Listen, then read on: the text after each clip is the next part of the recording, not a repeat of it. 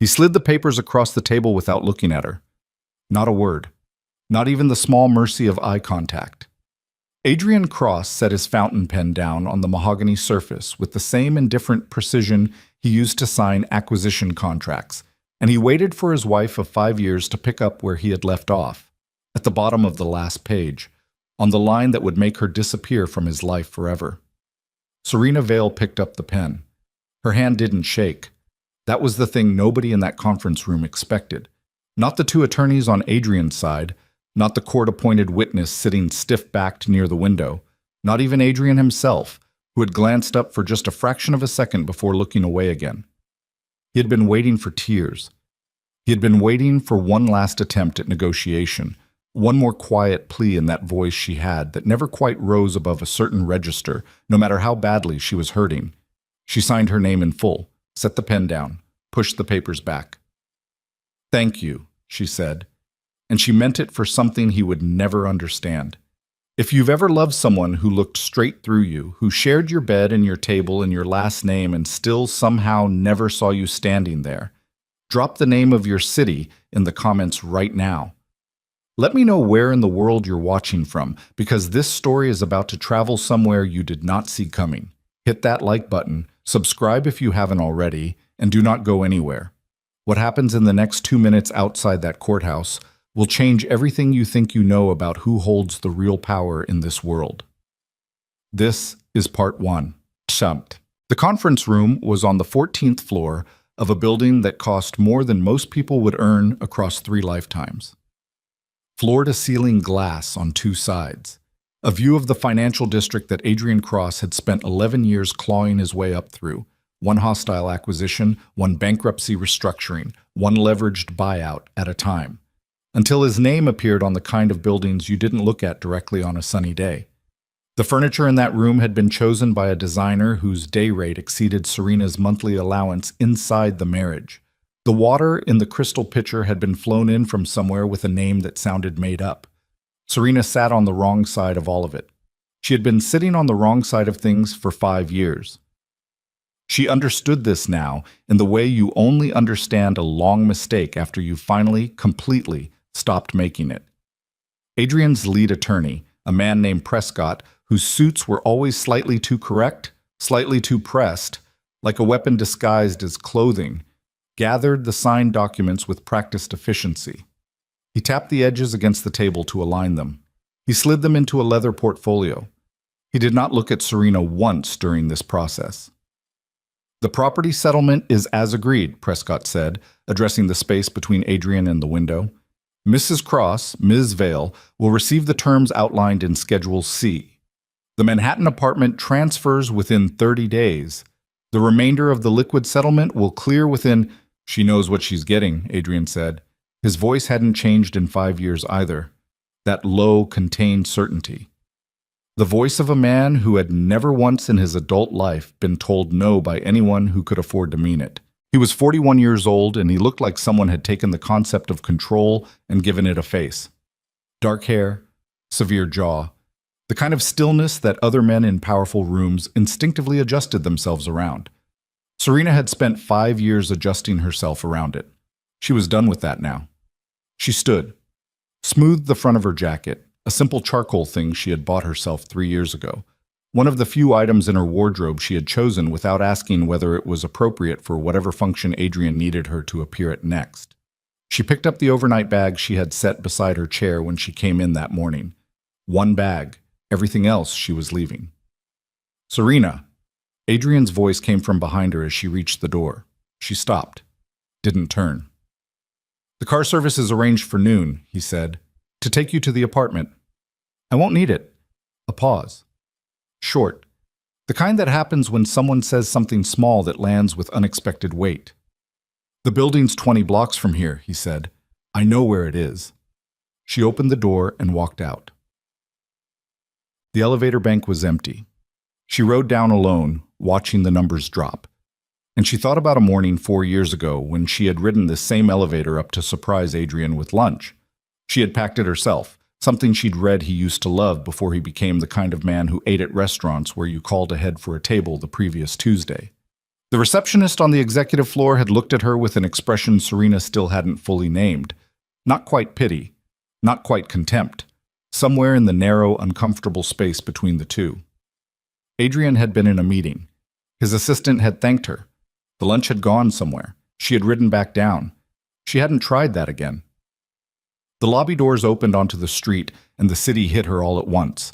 Exhaust, an October cold, and someone's coffee and 3 competing conversations, and a cab horn, and the particular pressure of 10,000 people moving around each other without touching. Serena stepped out and turned toward the corner and started walking. She was 34 steps from the courthouse entrance when her phone buzzed. She didn't recognize the number. She almost didn't answer. But something in the sequence of digits, the international prefix, the particular rhythm of the numbers, made her thumb move before she'd consciously decided to. Ms. Vale. The voice on the other end was calm the way deep water is calm. Nothing agitated on the surface, but you couldn't see the bottom. Your transport has arrived. We are 40 seconds from your current position. She stopped walking. I don't have transport arranged, she said. Your father arranged it, the voice said. 3 days ago. The street kept moving around her. A woman in a yellow coat pushed a stroller past. A bike messenger cut between 2 stopped taxis. Everything continued exactly as it had been 1 second before, and Serena stood in the middle of it and felt something shift so far beneath the surface of the moment that she wasn't sure, later, whether she had felt it or simply recognized it for what it was. Tell him, she said carefully, that I was going to call him myself. He knows, the voice said. He also said you would say that. She closed her eyes for exactly 1 second. When she opened them, she saw the convoy. 3 black SUVs.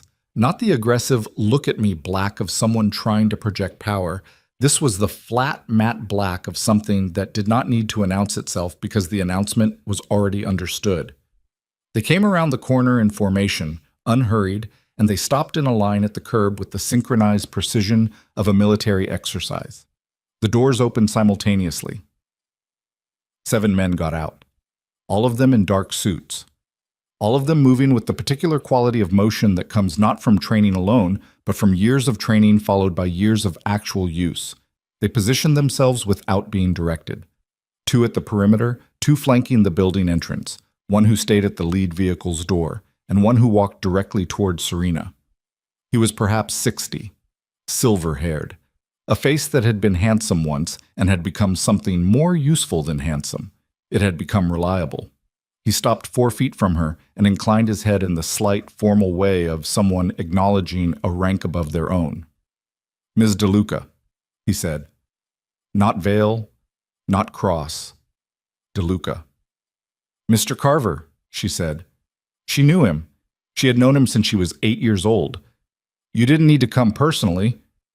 Your father felt the occasion warranted it. My father feels most occasions warrant more than they actually need. The corner of Carver's mouth moved. Not quite a smile, but the shadow of one. That has been my observation as well, over the years. He gestured toward the lead vehicle. The aircraft is waiting at Meridian Executive, 22 minutes from here, depending on traffic. Serena looked at him. He sent the jet. He sent both jets, Carver said. The second is for the security team. She almost laughed. She pressed her lips together and turned it into something else. Tell me it's not the Gulf Stream. It is the Gulf Stream. Of course it is. She picked up her bag and started walking toward the SUV, and then she stopped and turned back toward the building she had just come out of.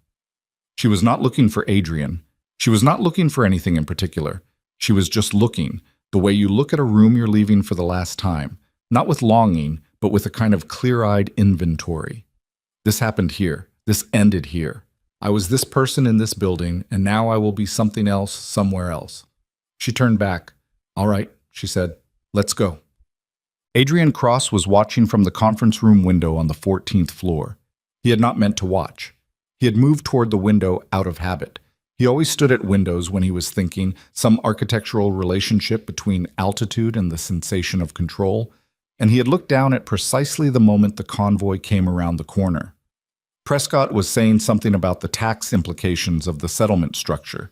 Adrian had stopped hearing him. He watched the men deploy. He watched the older man approach Serena with that particular gesture, inclined head, subordinate posture, visible deference, and he watched Serena receive it without visible surprise. That was the thing. She was not surprised. She stood on that sidewalk with one overnight bag and 7 men in suits, and she was not surprised by any of it. "Mr. Cross." Prescott's voice had acquired the careful quality it got when something had gone outside the parameters of the planned scenario. "What is that?" Adrian said. It was not a question. "I'm not certain. Those are security professionals." Adrian had used enough of them to know the movement signature. Private, not agency. The vehicles are custom armored. He could tell from the way they rode. The suspension was modified. The bodies sat different. There was too much weight behind the glass for standard issue. "Who did she—" He stopped. The older man said something to Serena. She said something back, and whatever she said produced in this man, this professional, composed man who held himself like someone who had stood in difficult rooms his entire career, a response that looked very close to amusement.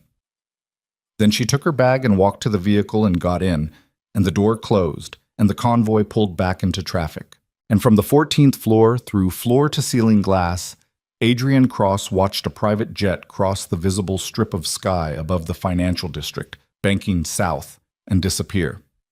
He stood there for 23 seconds. He counted them. "Get me everything," he said. Prescott blinked. "Sir?" "On the convoy. On the aircraft. I want registration numbers, flight plans, point of origin." Adrian turned from the window. His face was composed again, and if there was something moving underneath that composition, it was not visible on the surface. "She was married to me for 5 years. I want to know who she was before that." Bossem. The answer came back in 6 hours. The flight plan listed a private destination airfield in the northeastern corridor, no further filed destination, which meant the final leg had been taken off the record by someone with the access level to do that without consequence. The aircraft registration traced through 4 shell companies across 3 jurisdictions before ending in a name that Adrian's research director, Marcus Webb, delivered via phone, with a quality in his voice that Adrian had not heard before in 7 years of working together. Something that sounded like caution. "The Gulf Stream is registered to a holding entity called Meridian Pacific Group," Marcus said.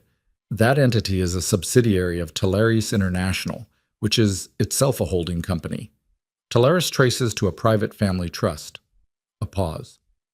"The trust administrator of record is a man named Vittorio De Luca." Adrian sat with that name for a moment. "I've heard that name," he said. "Most people have," Marcus said. "Even the ones who don't know they have. He's not public-facing. He doesn't appear in any corporate filings directly. But if you trace the capital flows through certain investment banks in Geneva, certain agricultural export companies in South America, certain private equity vehicles that seem to never quite lose money regardless of market conditions, the paths converge on him." "What is he?"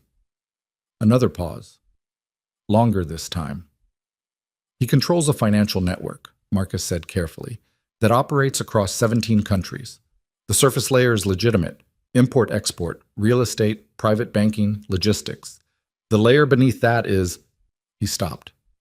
"Say it," Adrian said. "He's been described in intelligence documents that were leaked about 8 years ago as the most consequential organized crime figure in the Western Hemisphere. No indictments, no convictions, no public profile." Marcus's voice was completely level now. "He's been operating for 30 years, and no government has successfully built a case against him because every time they get close, the witnesses either disappear or change their accounts. He is careful, is the word that comes up most often in the documents." Adrian was quiet. "De Luca," he said. "Serena Vale. Her mother's surname was Vale. Her father's is De Luca," Marcus said. "I cross-referenced the birth record against what I could find. She left that life when she was 26. No public record of contact with the family since. Our background check on her at the time of a beat. At the time of the marriage, it came back clean. Because someone made it come back clean," Adrian said. He stood up from his desk. He walked to the window. Different building, different city view. This was his office, 40 stories up. The city spread out below him like a diagram of every decision that had led to this moment. He looked at it and felt, for the first time in a long time, something that was not certainty. "She never told you," Marcus said. It was not quite a question.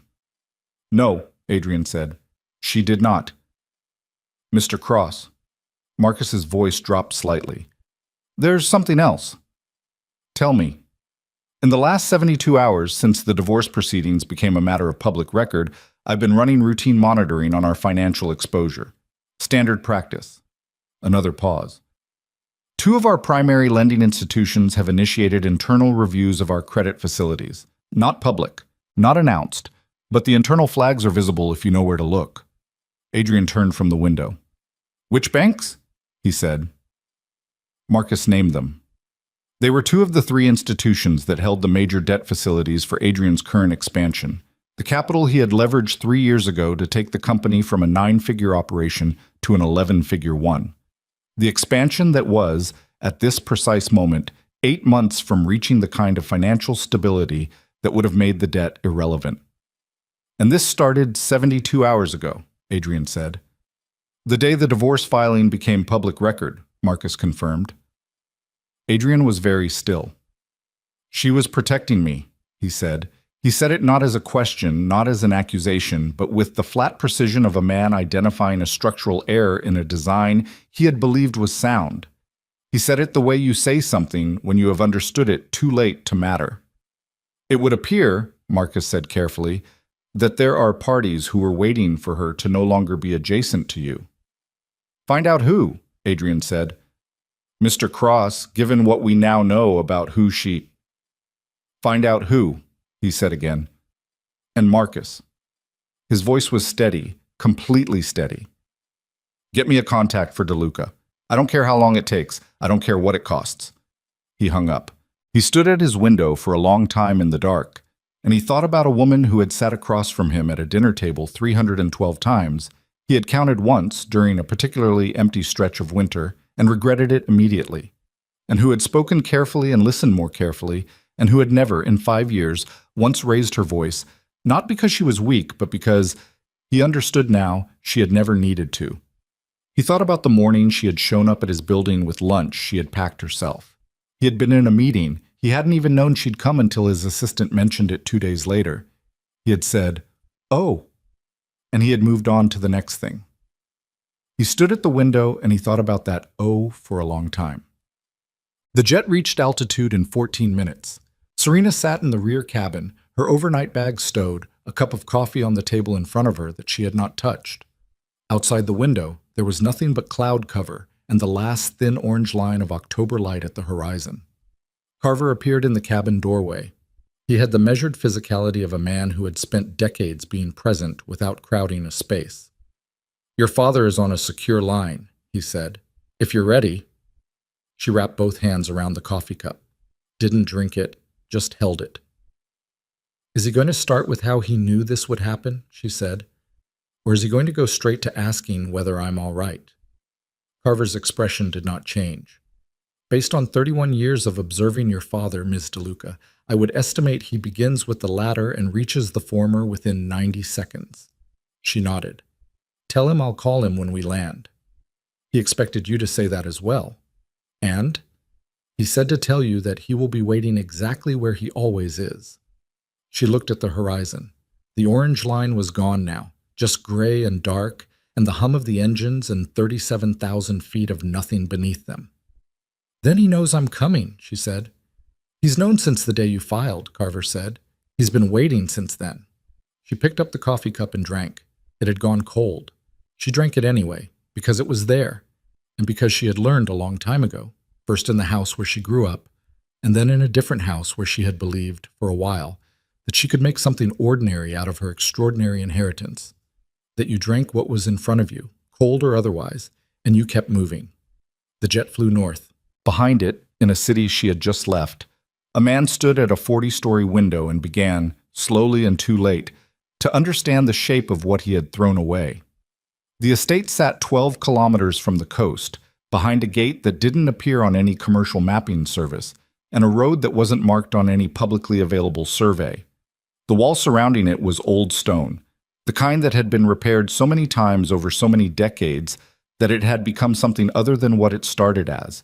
Not a wall anymore, but an accumulation of decisions, each layer of new mortar representing a different moment someone had decided this perimeter needed to hold. Serena had grown up inside that perimeter. She had spent 8 years trying to forget what that felt like. The SUV came through the gate at 11:47 p.m. and rolled up the gravel drive in the dark, and the estate materialized out of the tree line the way it always had, gradually, then all at once, like something that had been waiting with enormous patience for you to come close enough to see it clearly. Stone facade. 4 stories. Windows lit on the second floor. A single figure standing on the front steps with his hands in the pockets of a coat that was too light for October. Serena got out of the vehicle before it fully stopped. Vittorio De Luca watched her cross the gravel. He was 68 years old, and he looked 68, which meant he looked like something carved rather than aged. The lines in his face were too deliberate for accident, and his eyes, even at this distance, in this light, had the quality of a man who had spent his entire life making accurate assessments of situations other people found ambiguous. He was not tall. He had never needed to be. He did not move toward her. He waited. She stopped 2 feet from him. They looked at each other for a moment without speaking, which was a language they had been fluent in since she was a child. The specific silence between 2 people who know each other well enough that words sometimes cost more than their worth. "You look thin," he said. "You sent both jets," she said. "You could have called me. Any time in the last 5 years, you could have—" "Papa." Her voice was quiet. Not sharp, not angry, just a door closing gently but firmly on where that sentence was going. "Not tonight." He held her face in both his hands. He looked at her the way he always had, with that absolute focus that she had found suffocating at 22 and had spent years missing at 29, the way you miss something you didn't know was holding you up until it was gone. Then he pulled her into his chest and held on, and she let him, and they stood on the stone steps in the October dark, while the security team moved around them with the practiced invisibility of people paid to not exist.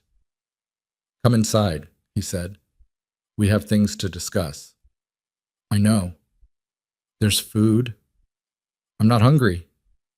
"There's food anyway," he said, and turned toward the door. The room he used as the study was on the second floor, the lit windows she had seen from the drive. It smelled like it always had. Old paper and a particular kind of wood polish, and something underneath both of those things that she had never been able to name, but that meant, in some cellular, involuntary way, home. Bookshelves on 3 walls. A desk that was older than anyone currently alive. A fire that someone had built before they arrived, which meant he had known the approximate time of her arrival to within 20 minutes.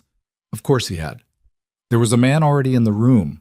He stood near the window with a glass of something clear in his hand, and he turned when they entered with the smooth, accommodating movement of someone who had been expecting this moment and had decided in advance how he would appear during it. He was perhaps 55. Dark suit, silver at the temples, a face that was constructed for trustworthiness, not handsome enough to distract, not plain enough to dismiss. The kind of face that worked in rooms where decisions were made. "Serena," he said warmly. "It's been too long." She stopped inside the doorway. "Lucienne," she said. "Lucienne Moretti, her father's consigliere for 22 years. The man who had taught her chess when she was 9, who had explained the structure of the family's financial operations to her when she was 14 with the patient clarity of a tutor who enjoyed his subject, who had been standing at her father's left shoulder at every significant moment she could recall from her childhood. She had not seen him in 8 years. She looked at him now and registered, somewhere below conscious thought, something she couldn't immediately place. Not quite discomfort, not quite the particular alertness that precedes recognized danger. Something between the two, quiet and persistent, like a sound at a frequency just outside easy hearing. "You look well," he said. "Thank you," she said. She moved into the room and took the chair nearest the fire and set her bag against her leg. She did not take her coat off. "I didn't know you'd be here." "I happened to be," Lucienne said pleasantly. Your father called me when he knew you were on your way. She looked at her father.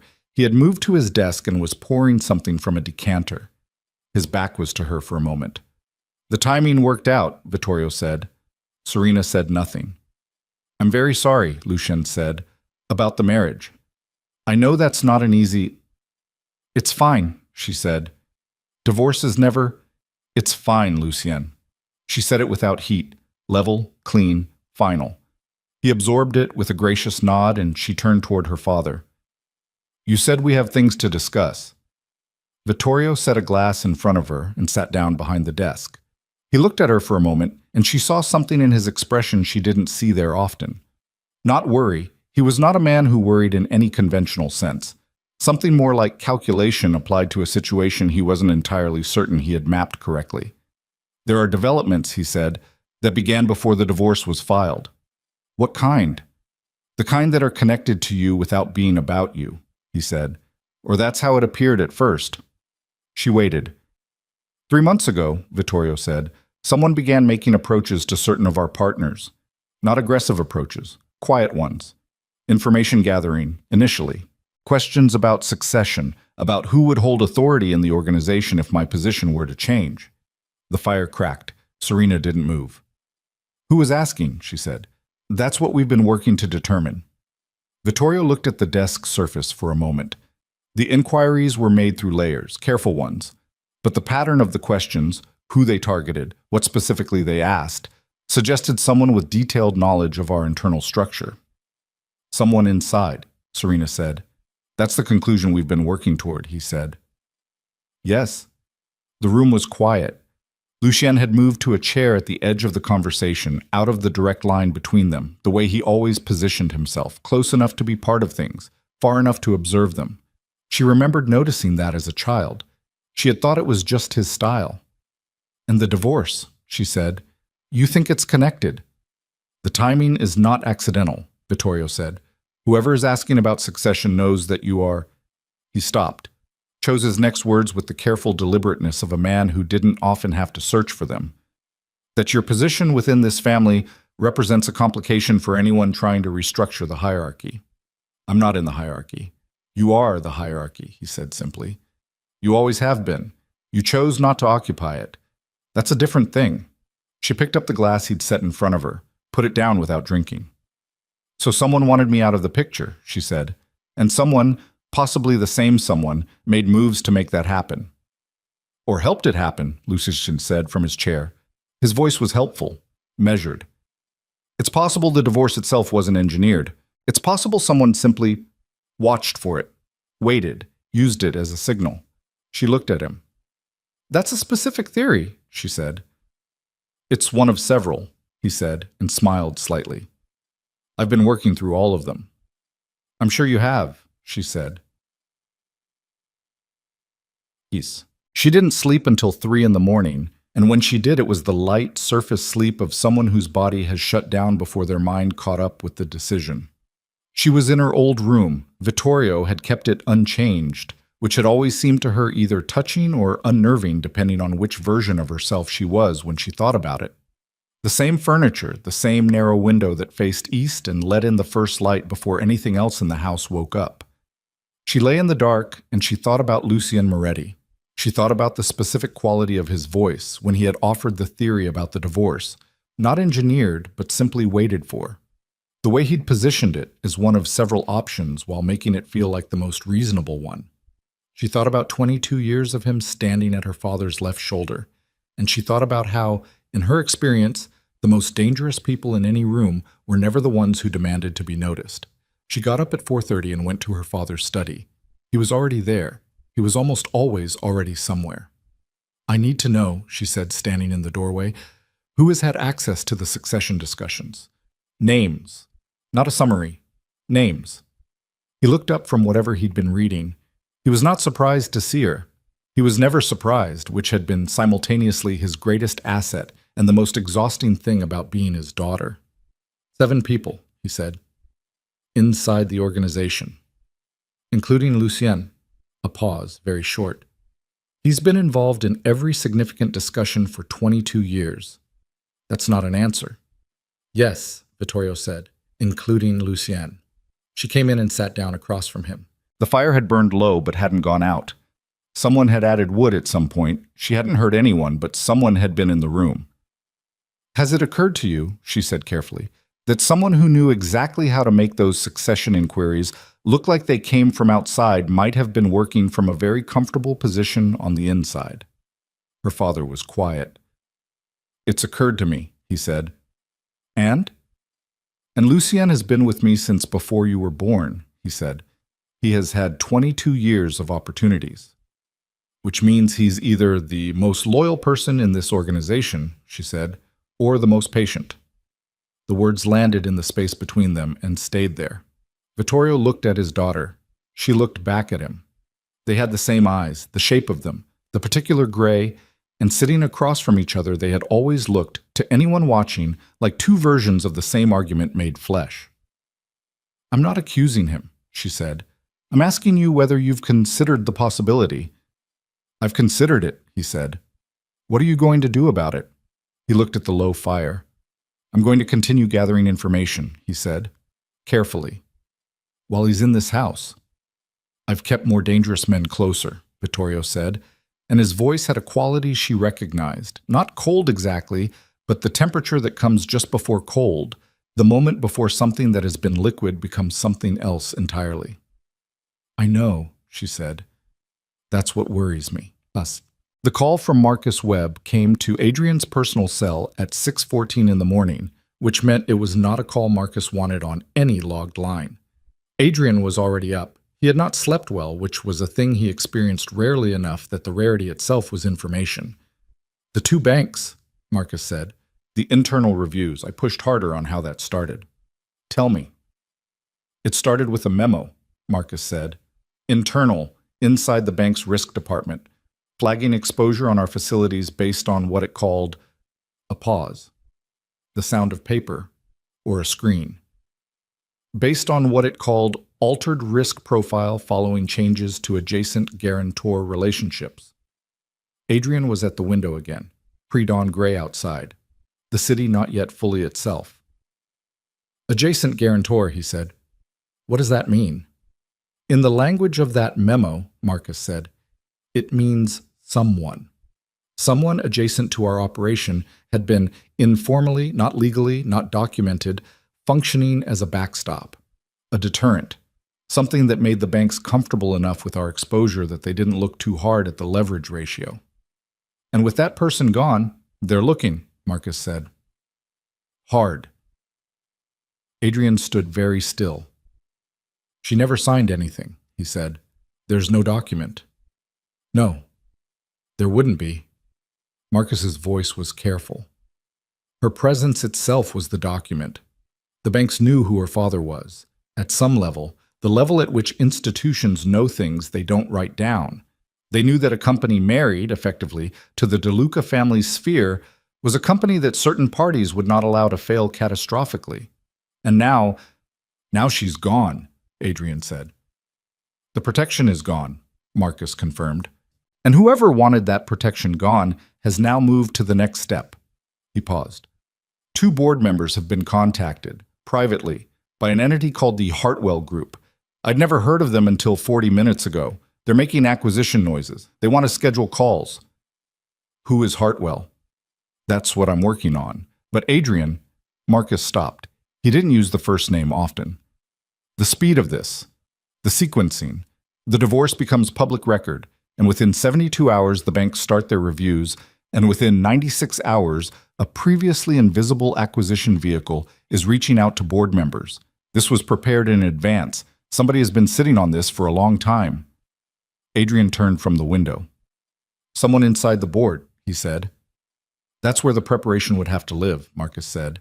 "To know exactly when to move, to have Hartwell ready, to have the bank approach ready. Someone who knew the internal structure, who knew the timeline on the divorce, who knew what the removal of the adjacent relationship would do to our exposure." Adrian thought about his board.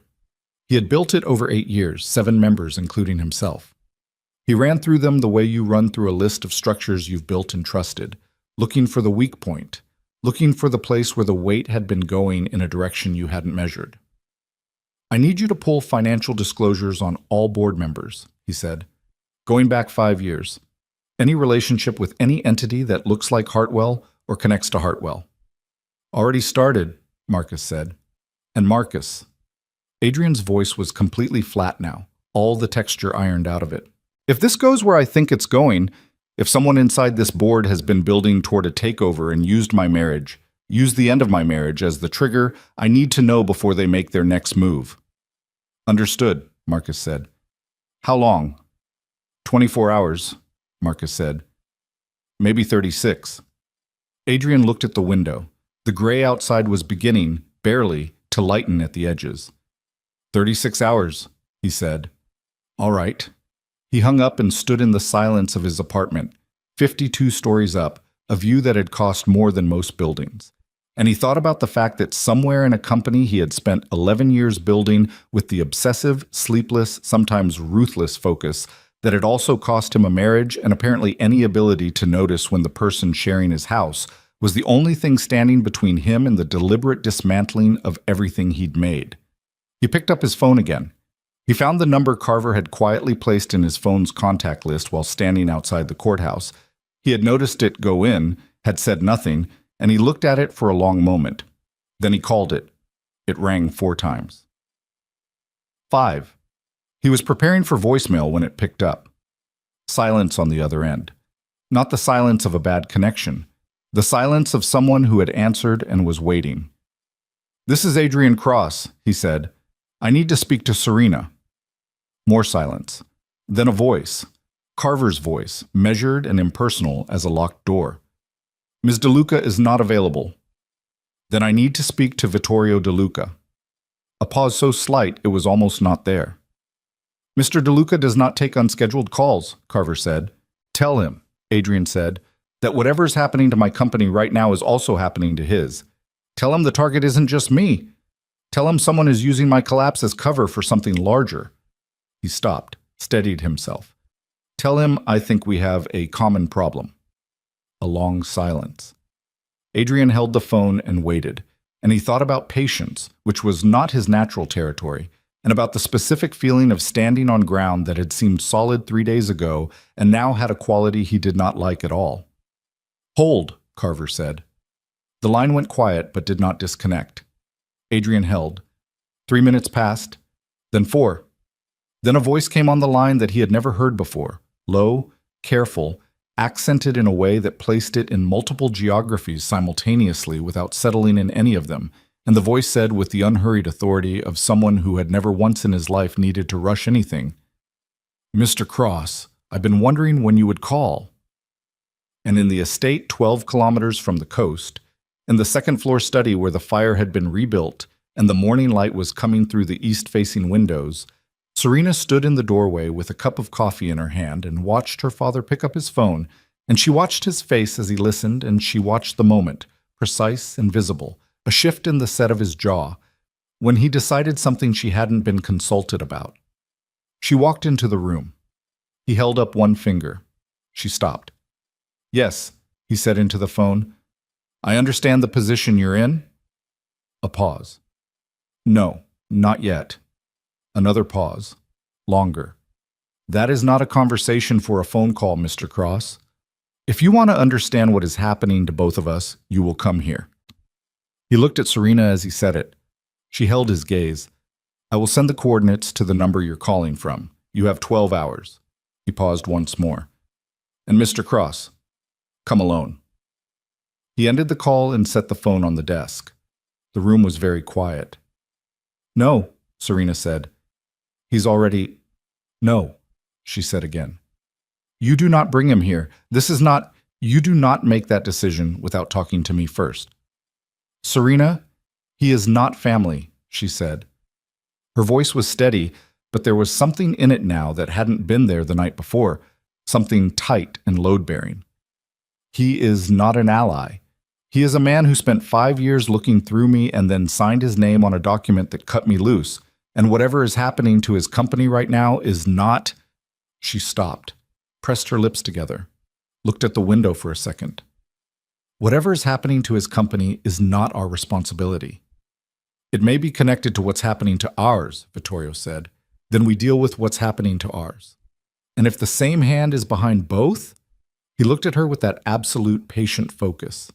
If the same person who is moving against our succession is also orchestrating his collapse, and doing both at the same time, which suggests resources and access that narrow the field of suspects considerably, then understanding his situation may be the fastest path to understanding ours. She stood in the doorway with the coffee going cold in her hand. She knew he was right. She knew it with the same clarity she'd had at the divorce table when she'd picked up the pen. The kind of clarity that doesn't feel like triumph, that feels like swallowing something that doesn't go down easily. If he comes here, she said, I talk to him on my terms, not yours, not his. Of course, Vittorio said, and Papa. She looked at him. If this turns out to be some elaborate play to get me in the same room with him. It's not, he said. I'm not that sentimental. No, she said. You're not. You're practical. She looked at him a moment longer. That's sometimes worse. She left the doorway. He watched her go.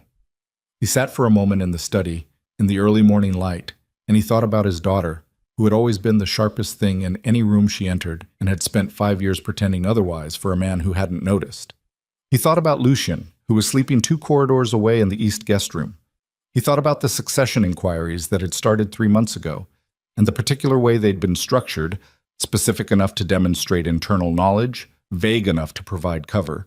And he thought about 22 years and whether 22 years was long enough to make a person above suspicion or simply long enough to make them very good at performing it. He picked up his phone again, not the one he just used, the other one, the one with no number associated with it, the one he used for conversations that did not officially happen. He made a call. He spoke for 40 seconds. He ended it. He set the phone down and looked at the fire and thought that before the day was over, someone in this house would make a move they couldn't take back, and the only question was whether he would see it before or after it happened. The morning light came through the east windows and spread across the old desk, and somewhere in the house a door opened and closed, and the estate held its breath the way it always had, stone and silence and the long patience of walls that had seen worse than this and stood. For now. Adrian Cross arrived at the estate gate at 2:17 in the afternoon. He came alone, as instructed, in a car he had rented under a name that didn't belong to him, a precaution Marcus had arranged at 4 in the morning with the quiet efficiency of a man who had spent years preparing for contingencies his employer never asked about directly. The coordinates Vittorio had sent placed him on a road that wasn't on any map he'd been able to find, winding through tree cover so dense it reduced the October afternoon to something closer to dusk, and he had driven it for 11 minutes before the gate materialized out of the gray, like something that had always been there, waiting for someone to be looking in exactly the right direction. 2 men came out to meet him. Neither of them spoke. They searched him with the thorough impersonal competence of people for whom this was neither interesting nor unpleasant, just a thing that happened before other things could happen. They took his phone. They did not give him a receipt for it. He was walked to the house. The gravel crunched under his shoes and he looked at the facade. 4 stories, old stone, the kind of construction that communicated permanence not as an aspiration but as a statement of fact. And he thought about the woman who had grown up inside this building and come to him with a single overnight bag and a story about a quiet family in Vermont and a dead mother and a father she didn't talk to. And he thought about how he had accepted all of that because he had not been paying the kind of attention that would have made him question it. He had been paying attention to other things. He had been paying attention to market positions and acquisition targets and quarterly projections, and he had let Serena become furniture. Not intentionally. Not cruelly, he told himself, though he was beginning to understand that the absence of intention was not the same as the absence of cruelty. Carver met him at the door. Led him up a staircase and down a corridor and into a room where a fire was burning and 2 people were already waiting. Vittorio De Luca sat behind his desk. Serena sat in the chair nearest the window, positioned at a slight angle that meant she was not looking directly at the door. She had arranged herself so that seeing him would require a deliberate turn, which he understood immediately as a choice. Her coat was off. She had a glass of water on the table beside her that she wasn't drinking.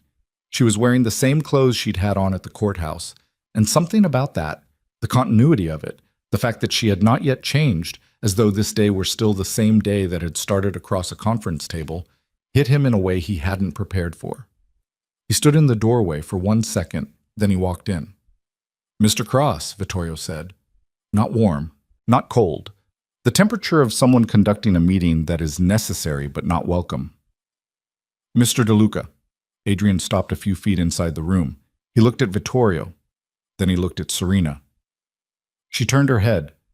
Their eyes met for the first time since the conference room, the first time since she had looked at him across 14 inches of mahogany and picked up a pen. And what he saw in her face was not what he'd expected. Not anger, not hurt. Something more composed than both. Something that had been arrived at through a process that didn't include him and didn't need to. "You came," she said. "You knew I would." "I knew you'd need to," she said. "That's different." He let that land without deflecting it. Took a breath, turned back to Vittorio. "My company is being dismantled," he said, in a sequence that was clearly prepared before the divorce was finalized. "Someone inside my board has been coordinating with an external acquisition vehicle. I believe they were waiting for a specific event before they moved." "The divorce," Vittorio said. "The divorce," Adrian confirmed, which means they knew the marriage was ending, or they knew that removing the... He stopped, chose the next words carefully, aware of who was in the room.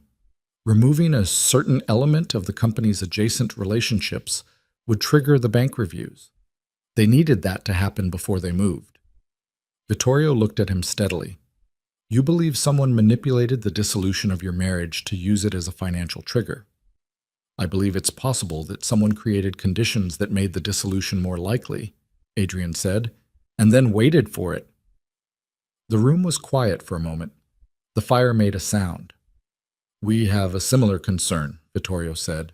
"Inside this organization, 3 months ago, inquiries about succession began, structured in a way that required internal knowledge. Someone inside, or close to the inside, has been preparing a move against the family's leadership." He paused. "The timing of those inquiries and the timing of the approach to your board members overlaps in a way that is not coincidental." "Same hand," Adrian said. "That's our working assumption." Adrian looked at Serena. "You knew about this before I called." "I knew about the succession inquiries," she said. "I didn't know about your board until this morning." "Does it change anything? About why you left?" The question came out before he decided to ask it. He heard it in the air between them and felt it land exactly where it shouldn't have, in a room that was supposed to be about something strategic, and not about the particular wreckage of 2 people who had occupied the same space for 5 years without ever really occupying it together. Serena looked at him for a long moment. "No," she said. "It doesn't change anything about why I left. Someone using the situation doesn't create the situation." He nodded, once. "Fair. We can have this conversation later," Vittorio said, not unkindly, but with the finality of a man reclaiming the agenda. "Or not at all. But not now." He looked between them. "Now we focus on who." They worked through the afternoon in that study, the 3 of them and Marcus Webb, on a secured line that one of Vittorio's technical people had established with visible skepticism about the necessity of including an outsider. Marcus had spent the night pulling financial disclosure threads and had found, by the time Adrian's plane landed, something that put a specific name in the frame. Daniel Harrow. 14 years on Adrian's board. Former investment banker, precise and colorless in the way that certain financial minds were, all their personality redirected into pattern recognition and positional thinking. He had been the one who introduced Adrian to the Hartwell Group, not recently, not in connection with any acquisition approach, but 4 years ago at a conference, a handshake, and a card that Adrian had filed and mostly forgotten. Harrow had never mentioned Hartwell since, but Harrow's wife's brother was a silent partner in one of Hartwell's feeder funds, and Harrow had been on a phone with someone in Geneva twice a week for the last 6 months, a number that traced to a routing service that routed to nothing that Marcus could reach anyway. "Geneva," Vittorio said when Marcus finished presenting this. He did not look at anyone in particular. He said it the way you say a word that has meant something specific to you for a long time. "There is a private banking structure in Geneva that handles certain accounts I have been trying to trace for 3 years. They are connected to a series of transactions that began approximately 20 years ago and that run through multiple... He stopped. Something had crossed his face. Something small and fast, like a shadow moving across still water. 20 years ago, Serena said. She was watching him. What started 20 years ago?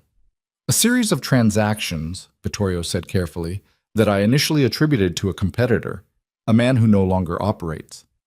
A man who no longer operates because, she began. Because he was removed, Vittorio said, from the board, from the organization, 17 years ago. The room had changed temperature somehow, though nothing physical had changed. The fire was the same, the light was the same. Papa, Serena said. Her voice was very quiet. What is the name connected to those accounts? He looked at her. He held her gaze for a moment, and in that moment she saw something she had almost never seen in his face in her 34 years of knowing it. Not fear. Something adjacent to it. The expression of a man who has just looked at a map and recognized that the territory he thought he was in is different from where he actually stands. The accounts are administered through a trust, he said. The trust has a beneficiary of record. He paused. The name of the beneficiary is Moretti. The fire cracked. Nobody spoke. Serena stood up from her chair. She moved to the door, opened it. Carver was in the corridor. Where is Lucien? She said. Carver's expression didn't change. The East Library, last I was told. Approximately 20 minutes ago. Take 2 people, she said, and bring him here. Carver looked past her to Vittorio. Vittorio gave a single nod. Carver moved. Checked. They waited 7 minutes. They were the longest 7 minutes Adrian Cross had experienced in recent memory, and he had spent 2 days watching his company come apart from the inside. He stood near the bookshelves and did not speak. Vittorio sat behind his desk with his hands flat on the surface and did not speak. Serena stood at the window with her back to the room and watched the tree line and did not speak. At the 7-minute mark, Carver came back. He came back alone. He's not in the library, Carver said. He's not in his room. His car is in the motor court, but his bag is gone from the room. Vittorio's hands pressed harder against the desk surface. Just for a second. How long? He said. The housekeeper saw him on the ground floor at approximately 1:30, Carver said, an hour before Mr. Cross arrived. He knew I was coming, Adrian said. He knew someone was coming, Serena said, turning from the window. My father made a call this morning, early, before I was up. She looked at Vittorio. Who did you call on the other phone? Vittorio's jaw moved slightly. Greco. And Greco is someone I have trusted for 15 years. Someone Lucien has had access to for 15 years, she said. Someone who may have been turned years ago without you knowing it. She said it without accusation, just factual. Just the clean, hard edge of something being named correctly for the first time. He knew we were connecting his name to the accounts. He heard it happen, not in this room, but through whatever channel he's maintained. And he ran. Or he ran because he's made his next move already, Adrian said. They both looked at him.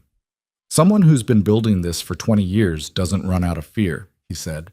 He runs because the sequence is in motion and he doesn't need to be here anymore. Vittorio picked up his phone. He made a call. He spoke 2 words and listened. His face, as he listened, did what faces do when the information coming through them is worse than the information they had already accepted as bad. He ended the call. 3 of our account facilities in Zurich have been frozen, he said. In the last 2 hours, someone filed a regulatory complaint with the Swiss Financial Authority citing specific transaction records. He set the phone down. Records that only exist inside our internal system. He copied the records before he left, Serena said. He's been copying them for years, Vittorio said. His voice had gone very flat. Everything. The full architecture of every account, every structure, every relationship. He's handed it to the regulators and he's walked away clean. The room held that for a moment. Then Adrian's phone, the one they'd returned to him when he entered the study, buzzed on the table where Carver had placed it. He looked at the screen. A message from Marcus. 4 words. Hartwell moved. Board called. He picked it up, called Marcus. Marcus answered on half a ring. Harrow called an emergency board meeting, Marcus said. 2 hours ago before you got there. I just found out because Yates called me.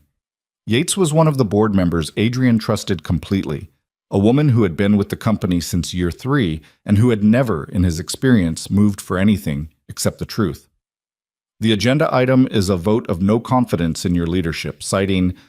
Marcus's voice was steady, but there was something underneath it that wasn't. Citing your connection to a family organization currently under international regulatory investigation. Adrian stood in the center of Vittorio De Luca's study with the phone at his ear and the fire behind him, and felt the specific total sensation of standing in a room that has been on fire for a long time and only just beginning to feel the heat. They timed it, he said. The regulatory complaint hits the De Luca accounts, and within 2 hours, Harrow uses it as the justification for the board vote. 45 minutes, Marcus said. That's when the meeting starts. If you're not there, I can't be there in 45 minutes. I know, Marcus said. That's why I'm telling you. He hung up.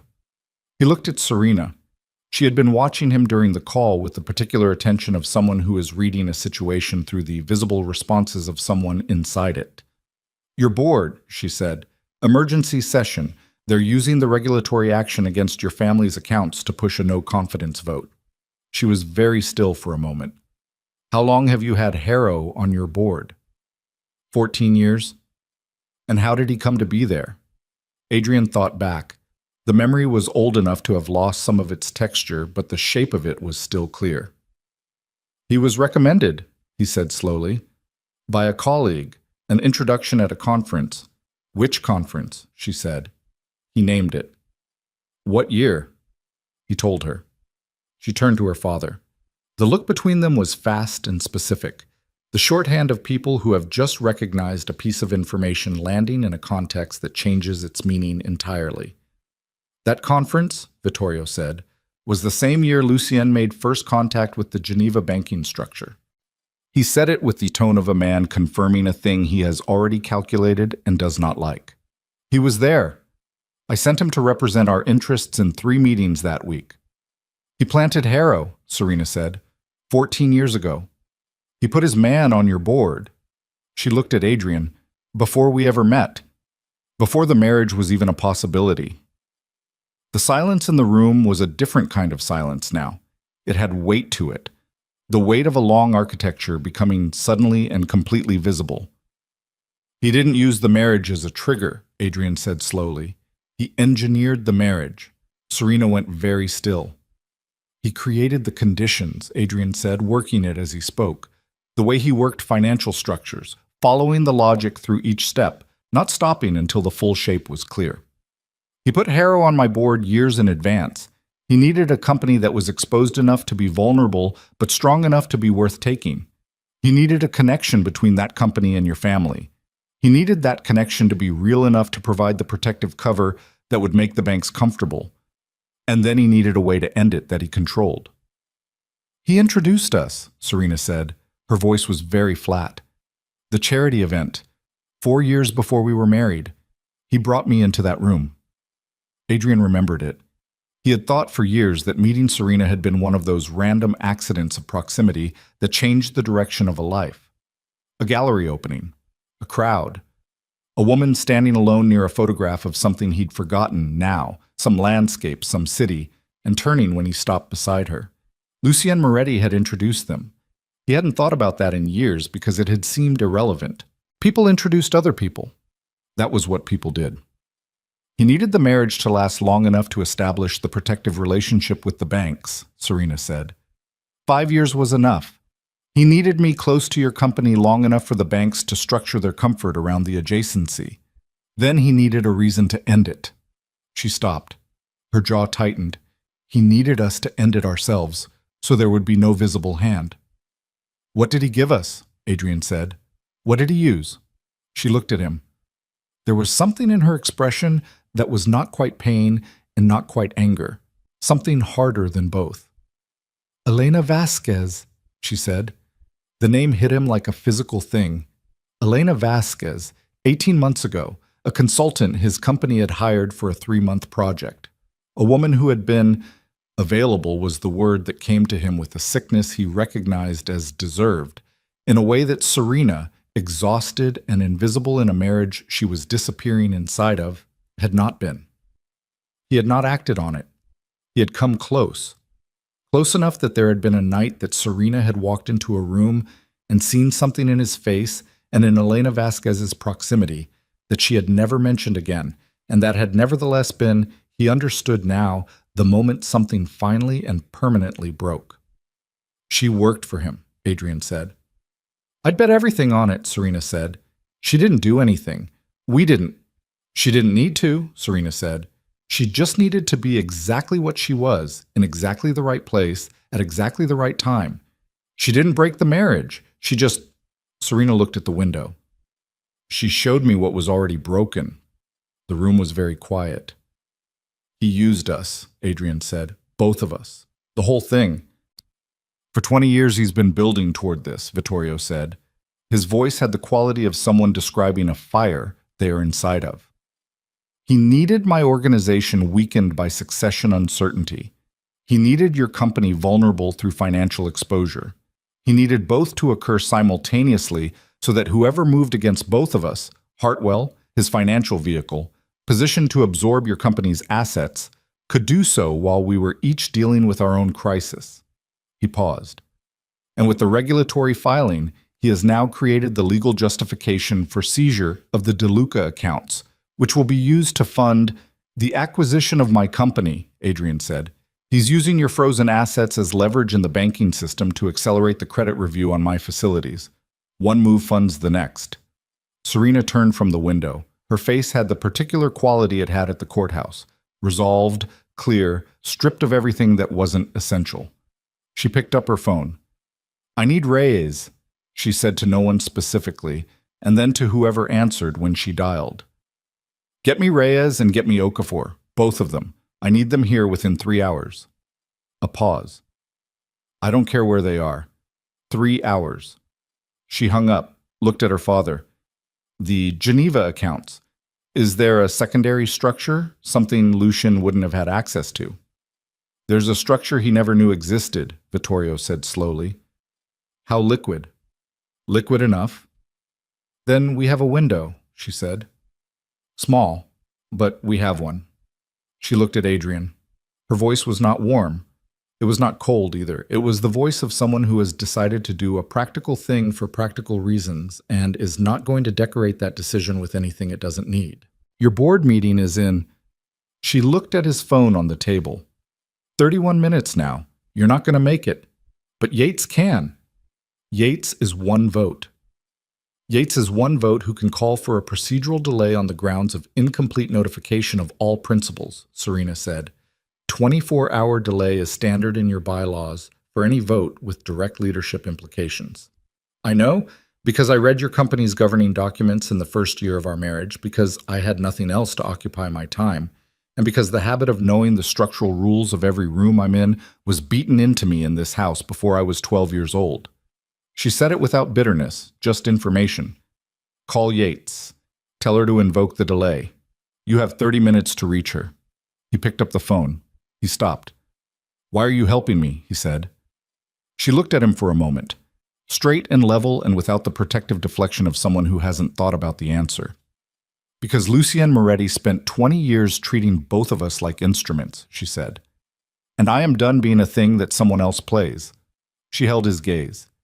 And because if I'm going to burn him down, I'd rather have someone standing next to me who has as much reason to light the match as I do. He looked at her for one more second, then he dialed Yates. In the corridor outside the study, somewhere in the old stone architecture of a building that had stood through worse than this and intended to stand through worse again, a door opened and closed. Carver moved. 2 of the security team moved. Vittorio stood from his desk. He moved to the window and looked out at the tree line in the darkening October sky. And he thought about 22 years of a man he had trusted with everything. And he thought about the specific and devastating arithmetic of betrayal. How it doesn't just take what it takes, it retroactively removes the truth from every moment you believed was solid, working backward through time like a fire that burns in reverse, consuming the past. His phone buzzed. He looked at it. A message from the number he'd called that morning. Greco's number. 4 words. He knows you know. And then, immediately after, a second message from a number Vittorio didn't recognize. A number that had the Geneva prefix, the routing prefix, the specific sequence that belonged to Lucian's private line that Vittorio had never been supposed to know about and had known about for 6 years anyway. One word, watch. And then the east wing of the house went dark. Not a circuit failure, not a storm. The particular deliberate dark of a system that has been cut, selectively, precisely, only the east wing, by someone who knows exactly where the secondary junction is and how to reach it without being seen. Serena was at the door before the darkness finished settling. "He's not gone," she said. Her voice was completely flat. "He's still here." And somewhere in the dark east wing of a stone estate 12 kilometers from the coast, something moved.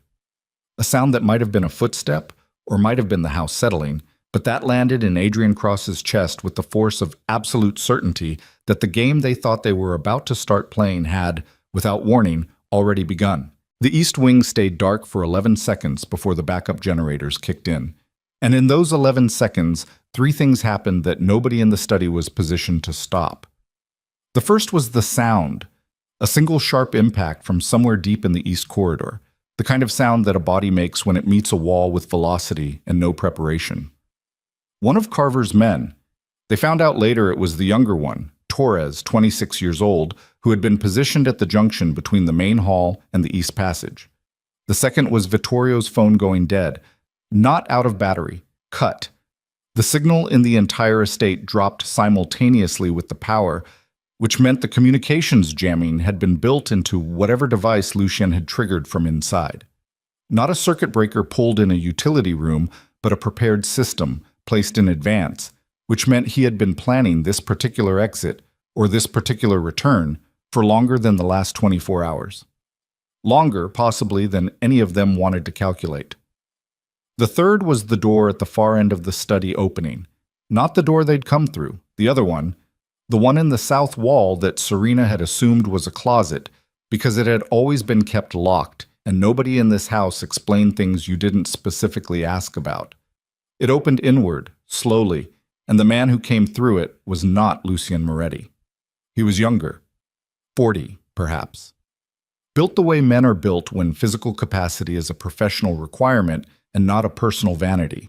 He had a weapon in his right hand and he kept it low and pointed at the floor, which was more frightening than if he'd raised it because it meant he was comfortable enough with what he was doing that he didn't feel the need to perform the threat. "Nobody moves," he said, "and this is a conversation."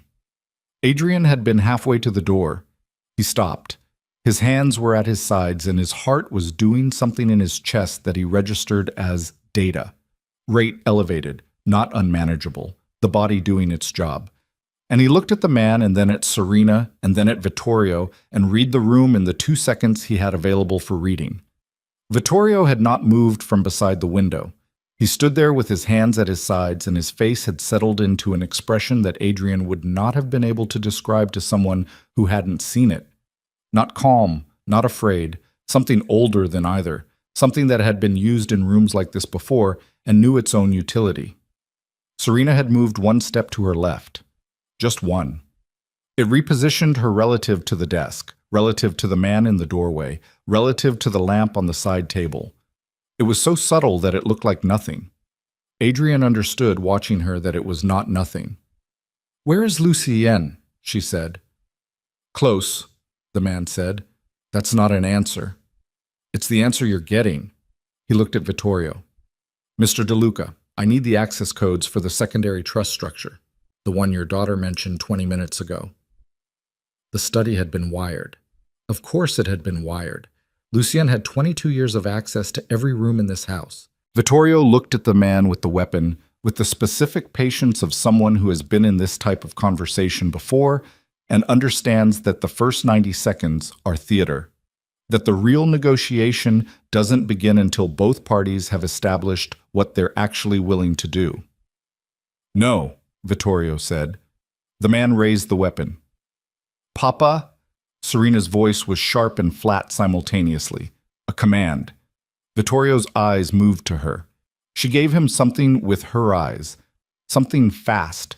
Something that had been agreed upon in a language developed over 34 years. And Vittorio looked back at the man with the weapon and said differently this time, "I'll need to access the system. It requires a terminal." "The desk terminal," the man said. "Yes." "Sit down and open it." Vittorio moved toward the desk. He moved with the careful, deliberate pace of a 68-year-old man who was not going to give anyone in this room the additional adrenaline hit of a sudden movement. And he sat down behind the desk and woke the terminal, and his hands were completely steady on the keyboard, which Adrian found, in this moment, one of the most terrifying things he had witnessed in his adult life. The man with the weapon had positioned himself 6 feet inside the room, angled to maintain sightlines on all 3 of them. He was professional. He had done the geometry before he came through the door. What he had not done, or had not been able to do, was account for the lamp. Serena moved. Not toward him, away and down, simultaneously, her body dropping behind the desk's far corner as her left hand caught the base of the side table lamp and swept it off its surface in a single continuous motion that released it at the end of its arc toward the man's face.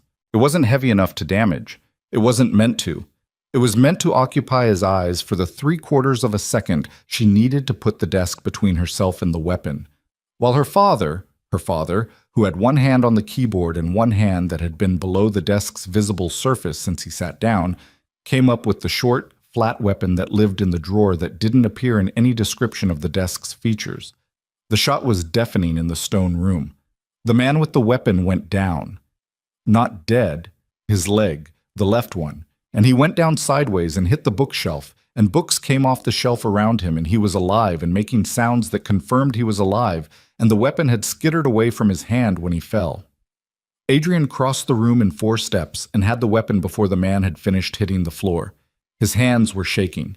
He noticed this with the detached precision of someone watching himself from a slight remove. He tightened his grip and the shaking reduced, and he pointed the weapon at the man on the floor and looked at Vittorio, who had already come out from behind the desk and was moving toward the south wall door the man had come through. "Don't," Serena said. Vittorio stopped. "He's the distraction," she said. She was on her feet. There was a cut above her left eyebrow. She'd hit the corner of something on her way down, and blood was moving down her face in a thin line that she wiped with the back of her hand without looking at it. Her attention was at the main door. "Lucien wanted us focused on the south passage. Whatever he's actually doing is somewhere else." The estate shuddered. Not an explosion. Something beneath an explosion. The concussive pressure of a shaped charge going off in an enclosed space deep in the building structure felt through the floor before it was heard through the air. The windows rattled. A book fell off the shelf that hadn't been disturbed when the man hit it. "The vault," Vittorio said. His voice had changed.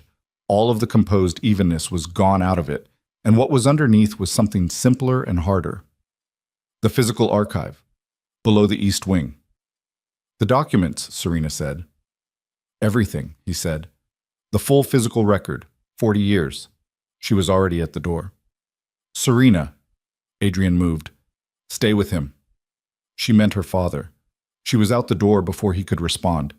He looked at Vittorio, at the man on the floor who was conscious and bleeding and had his hands pressed to his thigh, at the weapon in his own hands. He had held weapons before. He had grown up in a different kind of environment than the one he'd built for himself, and certain things from that environment had persisted as competencies he'd hoped to never use. "Go," Vittorio said. He had already picked up the man's fallen weapon. He looked at Adrian with the specific assessment of a man who needs to make a fast judgment about someone else's reliability under pressure. Whatever he saw was apparently sufficient. "Go with her. She's right about the vault." Adrian went. The corridor was dark in patches. The backup generator had restored partial power, which was worse than total darkness because it created specific pools of shadow between the working lights, and anything could be in the shadows. He moved along the wall. The east wing ahead of him was a corridor he had walked through once that afternoon, registering it with the automatic mapping instinct that he'd carried since childhood. Left turn after the third door, staircase down, another passage, the layout reassembling itself in his mind as he moved. He heard Serena ahead of him. Not her footsteps. She was quieter than he would have expected, quieter than him. He heard her voice, low and fast, talking to someone on a phone that was working on some separate network the jamming hadn't caught. He caught up to her at the top of the basement stairs. She looked at him. The blood from the cut had reached her jaw. She didn't acknowledge it. Reyes is 12 minutes out, she said quietly. Okafor is 20. What's in the vault that he needs? 40 years of documentation on every transaction, every relationship, every structure my father has ever built, she said. Physical copies, the kind that don't exist in any server. If Lucien burns that archive and presents the Geneva accounts to the regulators, there's no defense, no counter-record, no ability to demonstrate the legitimacy of the structures, no way to contest the seizure. She looked at the staircase. It's not just the organization's survival. He's built in a provision. I found it in the account structure documents this morning, before you arrived. If the primary trust assets are seized under the regulatory filing, a clause activates that routes the liquidated value through Hartwell's acquisition vehicle. Her voice was completely level. He's going to take my father's life's work and use it to buy your company out from under you. In the same transaction. Adrian stared at her. Efficient, he said. He's always been efficient, she said, and moved down the stairs. The basement level was cold. Stone floors, stone walls, the particular cold of underground spaces that don't share the temperature shifts of the world above them. The passage was lit by a single strip of emergency lighting along the baseboard, thin and orange-red, enough to move by, not enough to read anything by. They heard him before they saw him, not Lucien's voice, the sound of fire, not large, not the roaring, engulfing kind, the controlled, deliberate kind, the sound of something burning that has been set to burn at a specific rate, a sound with intention behind it. It came from the end of the passage, from behind the heavy door that Serena moved toward without breaking pace, and when she pushed that door open, the smell hit them both simultaneously. Accelerant, chemical, the specific sharpness of something designed to burn completely and leave nothing. The vault was a room perhaps 8 meters square with shelving on all 4 walls from floor to ceiling, and perhaps a third of those shelves were already involved, the fire eating through decades of organized, labeled, meticulously maintained paper records with the patient indifference of a process that doesn't know or care what it's consuming. The heat was immediate and physical, a pressure against the face and the front of the body. Lucien Moretti stood at the center of the room. He was not running. He was not frantic. He stood with the device in his hand, the remote trigger she assumed for whatever accelerant system he'd installed. And he looked at them when they came through the door with the expression of a man who has arrived at a destination he has been traveling toward for a very long time and finds it more or less as he imagined. He looked older than she remembered from the night before, or perhaps the night before he had still been performing a version of himself and now he wasn't. "Serena," he said. His voice was the same as it had always been. That was the worst part, she would think later. The voice was exactly the same. "Stop it," she said. "Whatever is still burning, stop it." "It's on a timer now," he said. "The trigger is just for confirmation. 11 minutes and the room is done." She looked at the shelves, calculating. The fire had taken the south wall and the west corner. The north and east walls were intact. Perhaps 60% of the archive was still present. "You don't need to do this," Adrian said. Lucien looked at him with something that was almost amusement, but fell short by the length of genuine human warmth. "Mr. Cross, you've been in my plans for 14 years, and this is the first time we've spoken directly." He tilted his head slightly. "You're shorter than I expected." "Why?" Serena said. She wasn't talking about the archive. She moved 2 steps into the room. The heat was significant now, reaching the level where it registered as pain on the exposed skin of her face and hands. 20 years. You were with him for 22 years. Why?" Something moved in Lucien's face. Something real, finally. Something that had been underneath the performed composure for long enough that its emergence had a quality of relief, like pressure releasing. "Because it should have been mine," he said. The fire ate into another shelf. A stack of documents at the top collapsed and fell in burning pieces, and the light in the room changed. "The organization," she said. "Your grandfather chose your father over me," he said. "I had been with the family for 3 years. Vittorio had been with it for 2. I was better. I was smarter. I had built more, contributed more, understood more of the structure. And your grandfather—" He stopped. Something tightened in his jaw. "Your grandfather chose blood. He always was going to choose blood. I understood that too late. So you spent 20 years building an alternative, he said, building a structure that would allow me to take what I had earned when the moment was right. Your father's organization, cross-leveraged with Mr. Cross's company, converted through Hartwell into a legitimate financial empire. He looked at her. With you removed from the picture, you were the one variable I couldn't control. You were going to inherit. You were going to take what I'd spent decades next to and never be given. So you introduced me to Adrian, she said. I introduced you to a situation, he said. What you did with it was your own choice. You put Elena Vasquez in front of my husband. I made an introduction, he said. What happened in that room was not my doing. She looked at him. She looked at him for a long time with the fire growing behind her and the heat building to the level where it was no longer possible to stand in the room without the body registering it as a directive. You killed my mother, she said. The room went very still. Even the fire seemed to pause, which was not possible, which was the mind playing the kind of tricks it plays when something enormous enough enters the atmosphere of a moment. Adrian looked at her, then at Lucien. Lucien did not deny it immediately. That was the answer before he said anything. The specific quality of the silence that followed a statement like that, in a person who was going to deny it, was different from what Serena was seeing. This was not the silence before denial. This was the silence of a man deciding how much truth still serves his purposes. She was going to tell your father, Lucien said. His voice was even, professional, like a man explaining an operational decision in retrospect. She had found the secondary account structure. She had been looking because she didn't trust me. She never trusted me, your mother. She had better instincts than your father in that regard. She was going to bring him evidence. He paused. I couldn't let that happen. It was 17 years before the plan was complete. I couldn't allow. Serena moved. She crossed the distance between them in 3 steps, and her hand caught the remote trigger device before Lucien's body had registered that she was moving. His grip was good. He closed his hand, tried to hold it, but she had grown up in this house, learning from the man 2 floors above them that a grip is only as good as the structure behind it, and she twisted in a direction that the wrist doesn't naturally accommodate, and the device came free. Lucien's other hand came up and caught her by the collar, and he had 30 pounds on her, and he used it, pushing her back into the shelving unit at the east wall, and her shoulder hit wood and metal bracket, and the pain was immediate and total, and she dropped the device. Adrian hit Lucien from the left side. Not with the weapon. He'd holstered it coming through the door, calculated that drawing it in an enclosed burning room with accelerant in the air was a decision he couldn't take back. He hit him with his body, shoulder into ribs, the way he'd been taught in a gymnasium when he was 16 years old by a man who believed that the capacity for controlled violence was as important as any other education, and Lucien went into the shelving on the other side. Lucien was not soft. That was the thing about men who planned with enormous patience. They maintained themselves for the execution, not just the planning.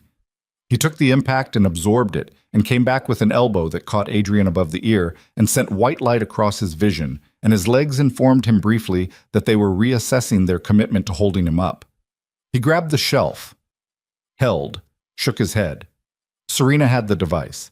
She was on her feet with blood from the shoulder impact coloring the upper arm of her jacket dark, and she had the device in both hands, and she was looking at it with the focused attention of someone reading a foreign language they know well enough to get the meaning, but not well enough to be casual about it. Serena, Lucien said. His voice had changed, something under it now that she recognized, not fear exactly, but the register that comes just before fear in a man who has not had cause to be afraid for a long time. If you deactivate the timer wrong, it triggers the secondary. I know, she said. She did not look up. You always use the same architecture. You showed me the principles of this kind of system when I was 16 because you thought I'd never have a reason to use it against you. She pressed a sequence. Secondary trigger requires a 2-step that you configured left-hand dominant because you always do. Another press. You taught me that too. You taught me everything you knew because you thought I was going to be someone else's problem to manage. The sound from the burning shelves changed. The fire diminished. Not fully. It was still present, still consuming what it had already reached. But the accelerant feed cut and the progression stopped. What was burning would burn out. What hadn't caught wouldn't catch. 60% of the archive was intact. Lucian looked at the device in her hands, at the east and north walls of shelving, still standing, at the years of work that hadn't burned, at the specific terminal failure of a calculation he had made about what she was and wasn't capable of. He looked at her. She looked back. She was breathing hard. The shoulder hurt in a way that would need attention. The cut above her eyebrow had restarted from the impact, and blood was in her lashes on the left side, and she wiped it again and didn't look away from him. "Get down on the floor," she said. "Serena?" "On the floor, Lucian." He got down. He did it slowly, with the controlled deliberateness of a man preserving his dignity because it was the last thing left to preserve. And he put his hands flat on the stone, and he looked at the floor, and the only sound was the small, diminishing fire consuming what it had already claimed, and Adrian Cross standing against the shelving, getting his legs back under him with his hand pressed against the side of his head, and somewhere above them, in the old stone body of the estate, the sound of vehicles arriving. Multiple, fast, the specific sound of people who have been called and have come. Reyes. 11 minutes. She'd said 11 minutes, and it had been 9 or 10 or 12. She'd lost the count, but they were here. She stood over Lucien Moretti in the vault that he had built to burn, and she felt the weight of what her mother's death actually meant, now that it had a cause and a hand behind it. Felt it, not as grief in this moment, but as something that would be grief later, when she had the space to be a person rather than a position, when this night was finished and she could sit somewhere and breathe and allow herself to feel the full shape of what she'd just learned. Not now. Adrian pushed off the shelf. He came to stand beside her. He was bleeding from above the ear, and his jacket was destroyed, and he had the particular look of a man who has just passed through something that has permanently updated his understanding of the world, and has not yet decided how he feels about the update. He looked at Lucien on the floor, then at her. "He's right about one thing," she said quietly. She wasn't talking to Lucien. She was talking to the room, maybe, or to herself, or to the versions of herself that had spent 5 years in a different city trying to be someone ordinary. "I made my own choices. Inside the situation he built, I still made my own choices." She stopped. "That matters." "It does," Adrian said. He said it simply, without decoration. She looked at the door, the sound of footsteps on the basement stairs, Reyes and her people coming down. "When they get here," she said, "I need 30 minutes with the archive before anything is moved. Whatever survived, I need to document it." 30 minutes, he said, "and someone needs to find out if Harrow's board meeting got delayed." She looked at him. "Did Yates answer?" "Yes," he said. He pressed his hand more firmly against the side of his head. "She's filing the procedural delay, 24 hours. "Then we have 24 hours, she said, "to rebuild what Lucien tried to take from both of us, and make sure that when it's over, there's nothing left of what he built." She looked down at Lucien. He was looking at the floor.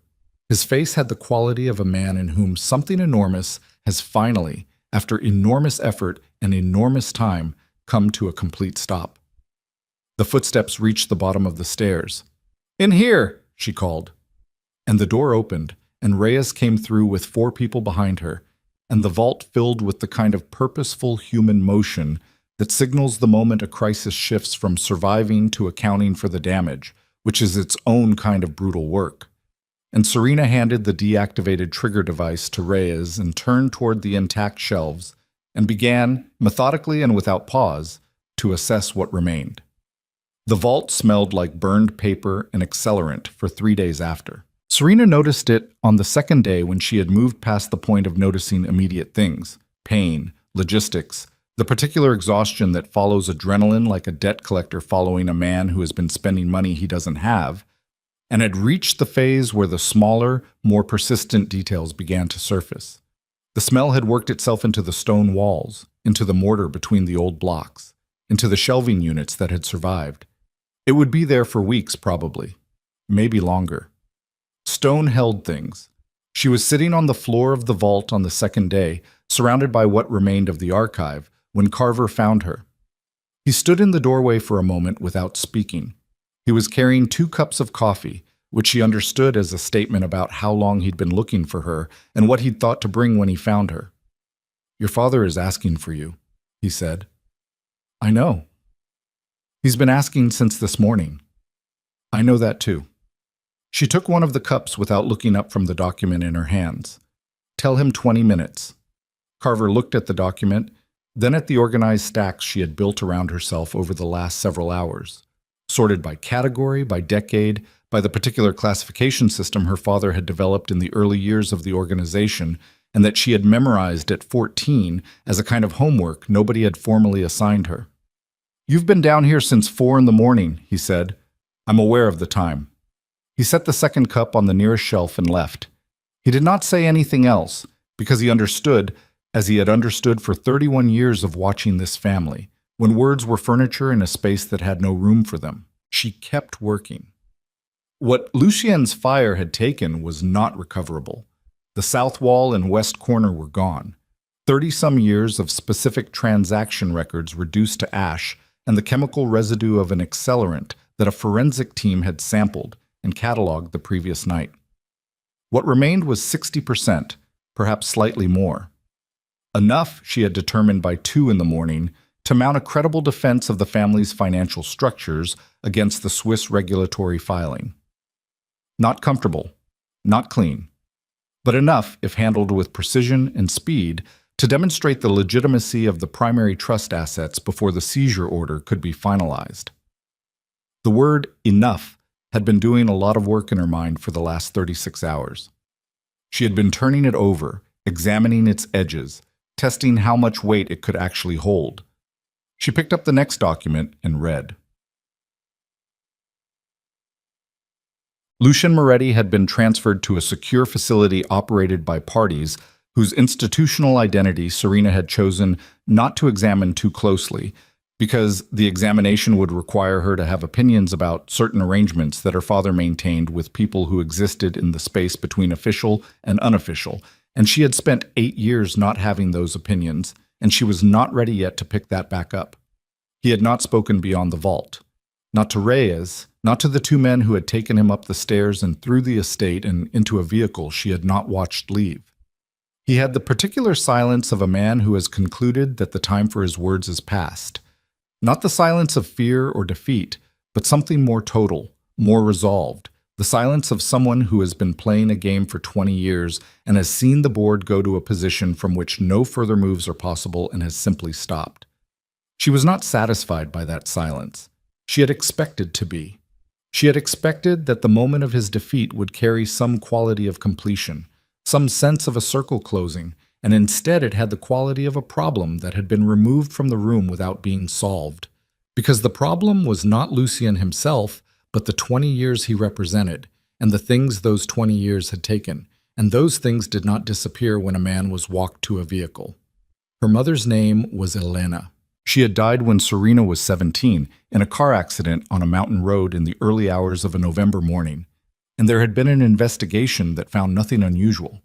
And Vittorio had grieved with the controlled architectural grief of a man who could not afford to be structurally compromised, and had instead compressed everything into something load-bearing that he carried without showing the shape of it. And Serena had grieved alongside him, and in parallel to him, and had spent the subsequent years not talking about it, the way the De Luca family did not talk about things. Not from coldness, but from a particular variety of self-protection that looked from the outside very similar to coldness. What she felt now, knowing what she knew, was not closure. What she felt was a retroactive grief, grief folded back through 17 years and landing in moments she had already survived, giving them new weight, new texture, new pain. The morning after her mother died, the funeral, the first year. The particular afternoon when she had sat in this estate's garden and decided, with the clean certainty of 17-year-old anger, that she was going to leave and build something different. She had built something different. She had built something that Lucien had designed the architecture of before she'd laid a single brick. She put that thought down carefully, the way you put down something fragile, and she picked up the next document. On the morning of the 3rd day, Adrian came to find her. He had been staying in the East Wing, An arrangement that nobody had formally proposed and nobody had formally agreed to, that had simply materialized in the way that arrangements do in a crisis, when the logistics of departure become secondary to the logistics of the next thing that needs doing. His company's board meeting had been delayed by Yates's procedural maneuver.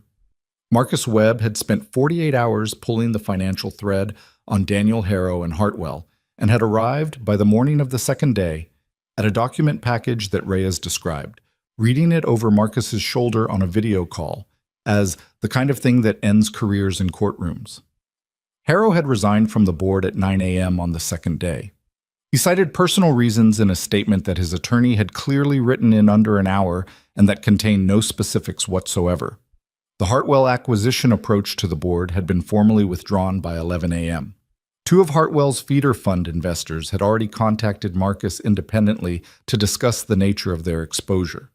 The thing Lucien had built over 14 years had begun coming apart in 48 hours, which was the specific asymmetry of large constructed deceptions. They take enormous time to build and very little time to fall once the right thread is pulled by the right hand. Adrian found Serena in the garden.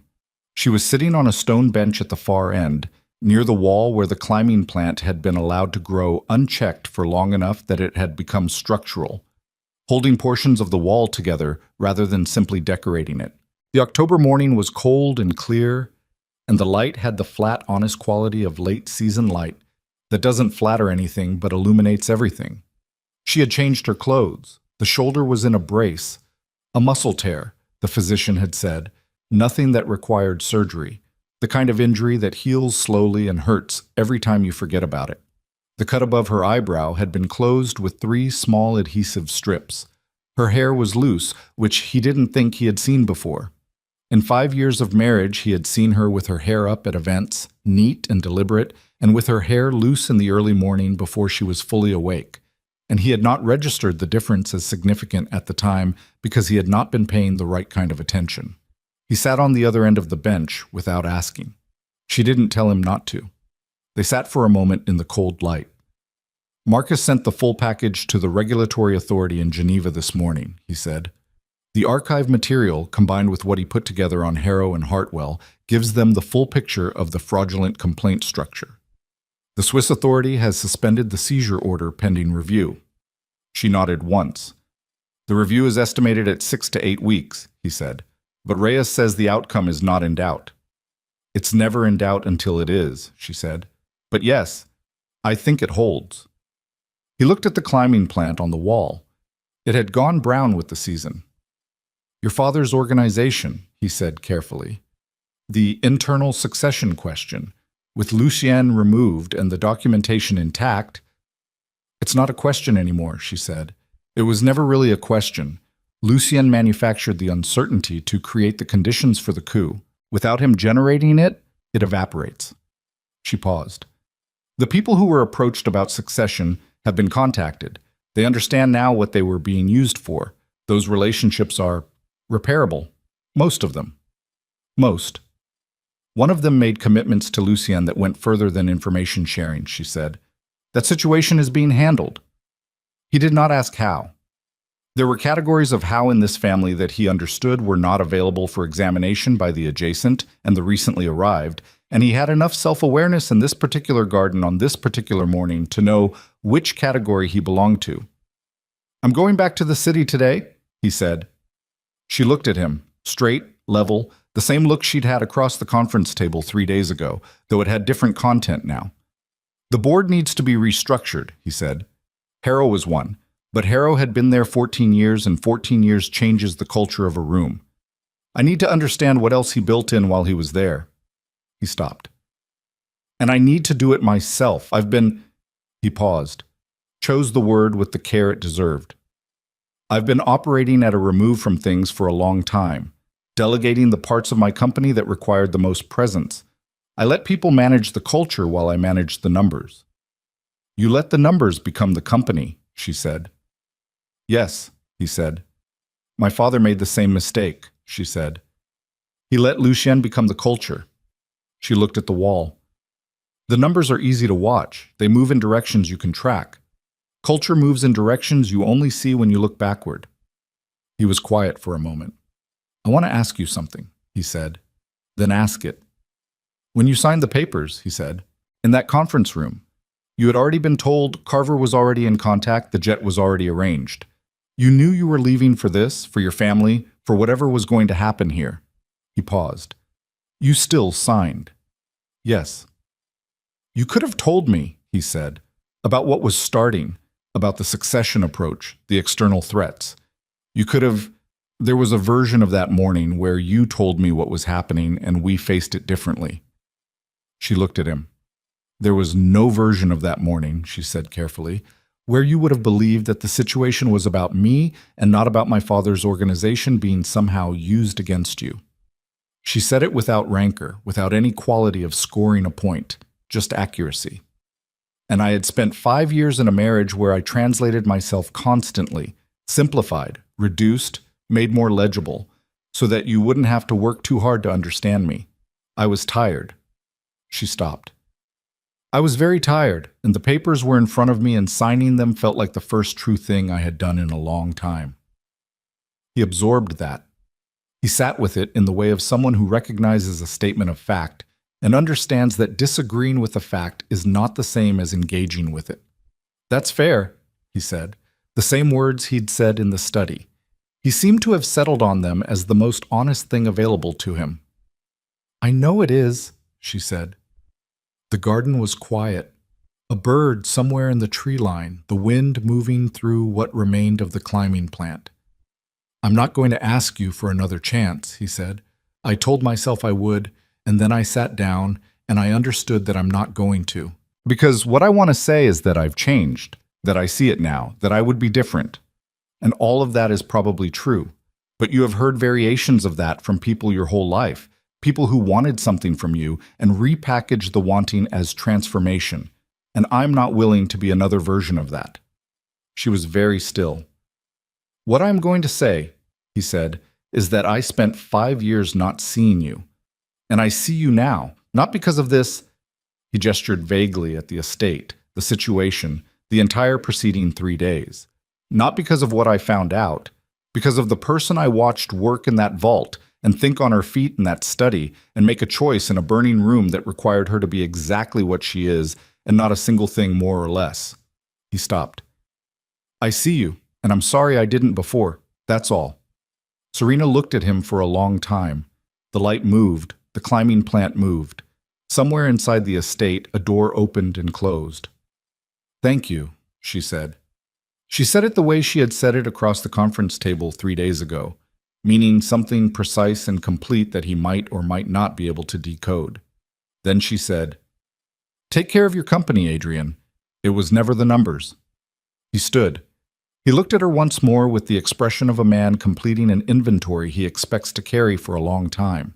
Then he walked back toward the estate, and she listened to his footsteps on the gravel path until they reached the door. And the door opened. And then she was alone in the garden with the cold light and the old wall. She sat there for a while. The conversation with her father happened that afternoon, in the study, with the fire going and the archive documentation spread across the desk between them. Her summary of what survived, what was lost, and what could be reconstructed from secondary records.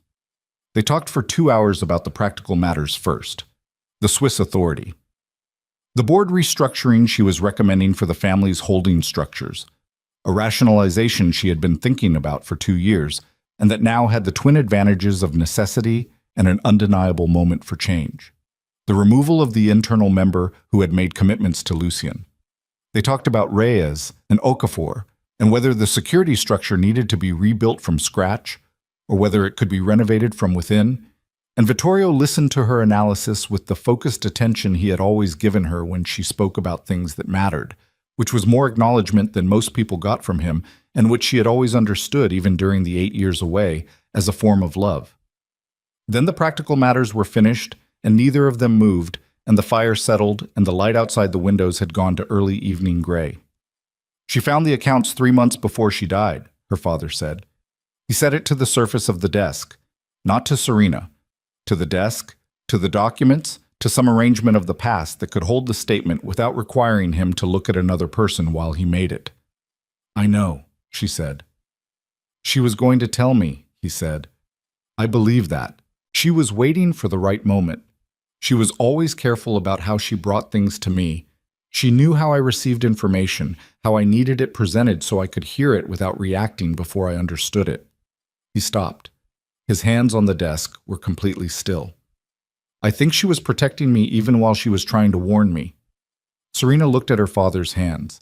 She had her mother's hands, she'd been told, the shape of them, the length. You couldn't have known, she said. No, he said, I couldn't have known. But I built the conditions that made it possible. He looked up.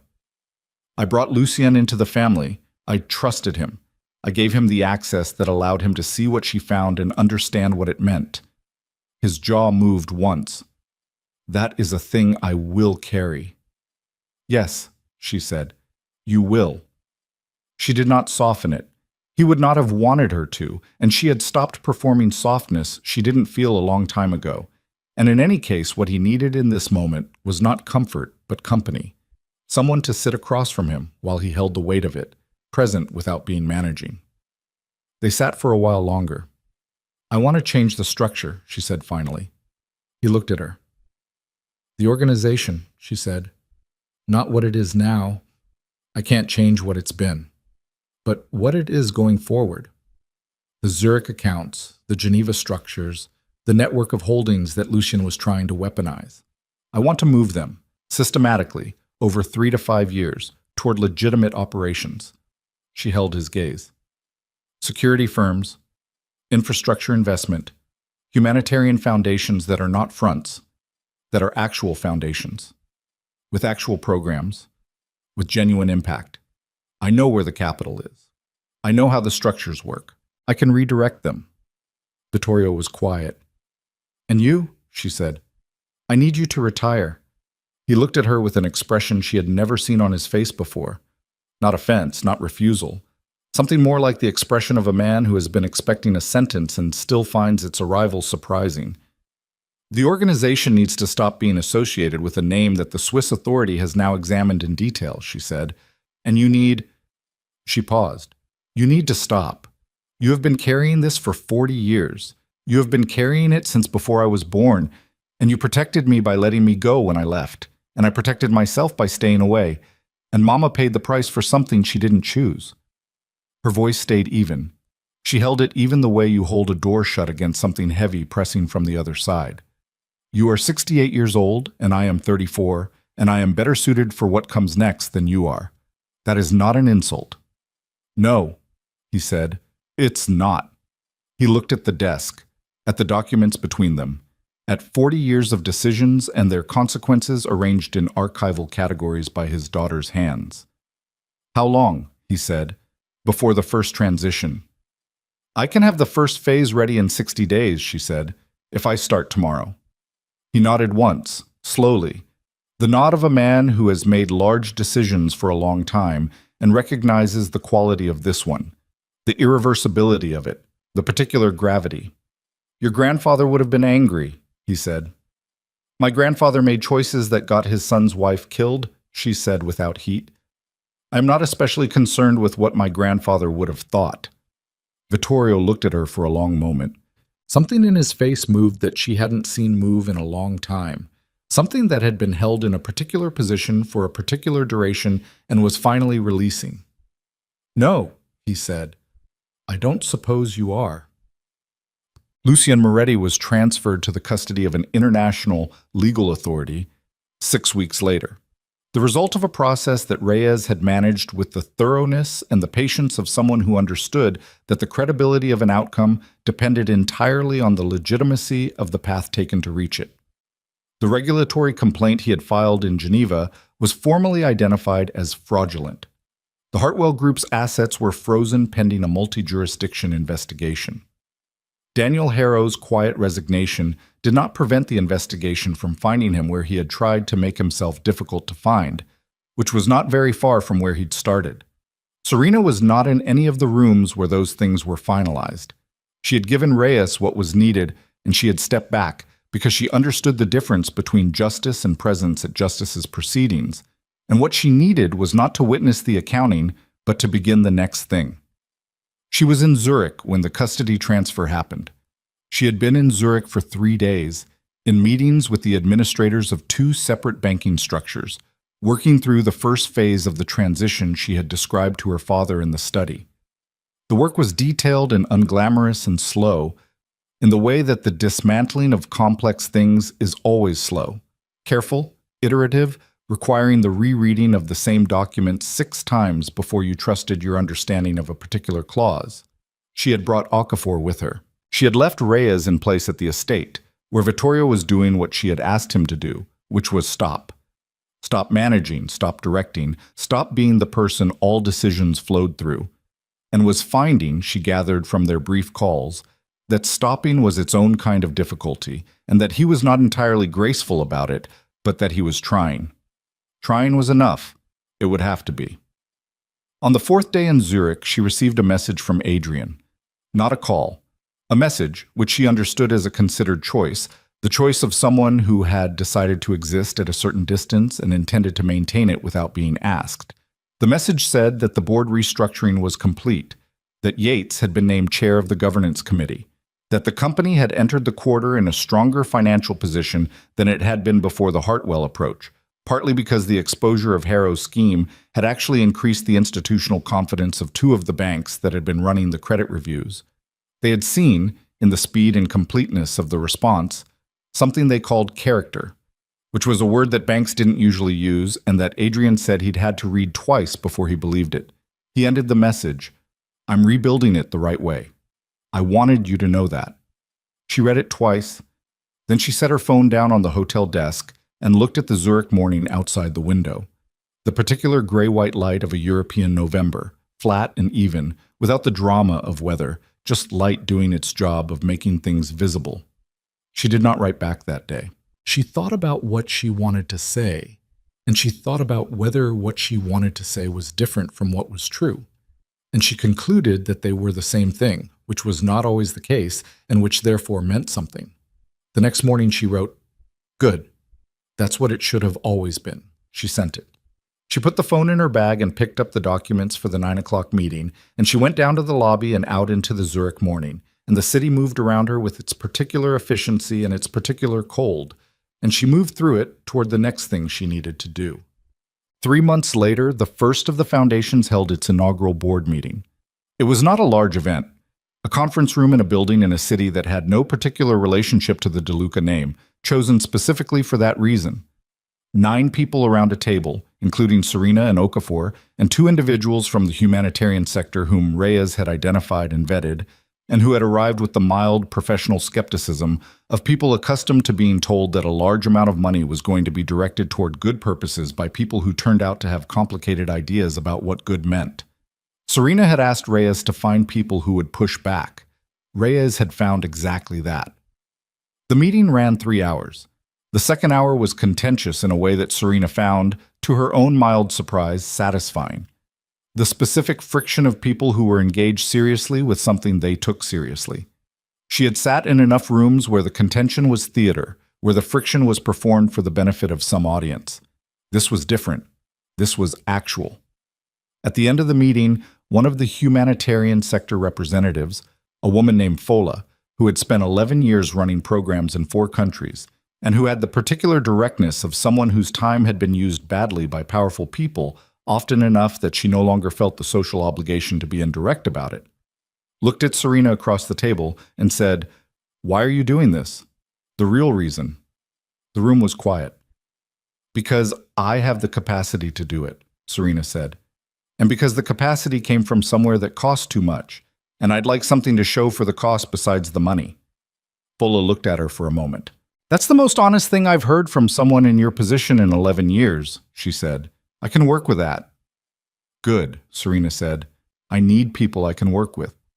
She flew home from that meeting, not to the estate which she visited but did not live in, not to the Manhattan apartment that had been transferred as part of the divorce settlement, and that she had spent 3 nights in before concluding that it was a space designed for a life she was no longer living, but to the apartment she had found 6 weeks earlier in a city that was neither her father's city nor her ex-husband's city, the apartment that she had furnished herself without consultation, without a designer, without the particular self-consciousness of someone performing a life for an audience.